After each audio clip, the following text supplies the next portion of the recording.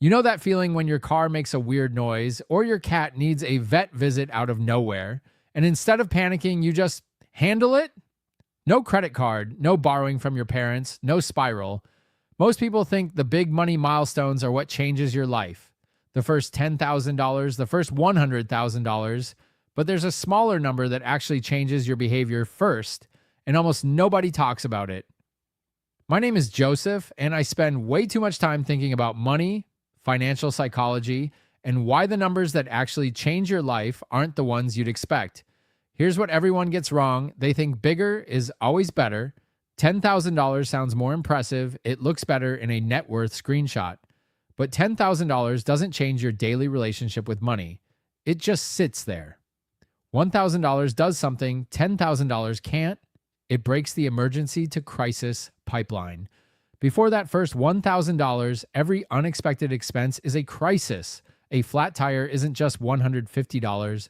Base market, it's $150 you don't have, which means it becomes debt, which means it becomes stress, which means it becomes a spiral. That's the real cost of living at zero. It's not the expense, it's the panic tax on top of it.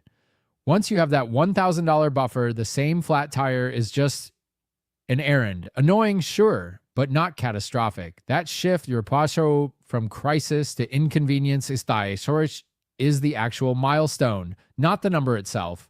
And here's the part that surprises people. Hitting $1,000 doesn't just protect your bank account, it rewires how you make decisions. You stop taking predatory payday loans. You stop panic swiping the credit card. You start thinking in terms of how do I solve this instead of how do I survive this? $10,000 is a great goal, but if you don't have the $1,000 foundation first, you're just building a bigger number on top of the same panic response. The habits don't change. The stress doesn't change. You've just delayed the crisis, not removed it. So if you're sitting at zero right now, stop looking at the $10,000 goalpost.